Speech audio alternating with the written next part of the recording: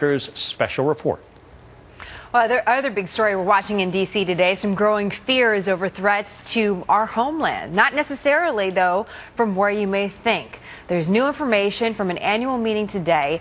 In the past, there's been some concern about Al-Qaeda, of course, or lone wolf terrorists. But right now, the fears have to do with Chinese companies and whether or not they're already spying on the United States. Chief Intelligence Correspondent Catherine Harris is live from Washington with more. Hi, Catherine. Well, thank you, Jenna. At this hour, the Transatlantic Counterterrorism Group is meeting on Capitol Hill, and for the first time, the cyber threat, not Al-Qaeda, is the focus. The number of cyber attacks jumped 44% last year, and the head of the National Security Agency and U.S. Cyber Command, in a rare public talk, says the theft of American ideas is now the greatest transfer of wealth in history, but what comes next may be worse.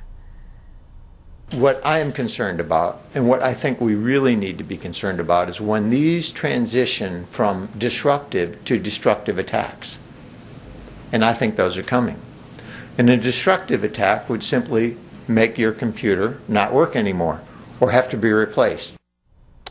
Also, the chairman of the House Intelligence Committee, Mike Rogers, and Vice Chair Dutch Ruppersberger recently intensified their investigation of two Chinese telecoms, Huawei and ZTE, to assess the threat posed to U.S. national security interests by telecommunications companies with potential ties to the Chinese Communist government.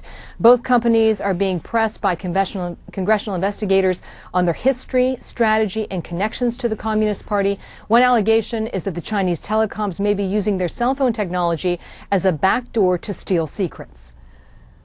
This administration realizes the danger of Huawei. The China Commission realizes the danger of Huawei. The Australian government said they will not have any business with regard to Huawei.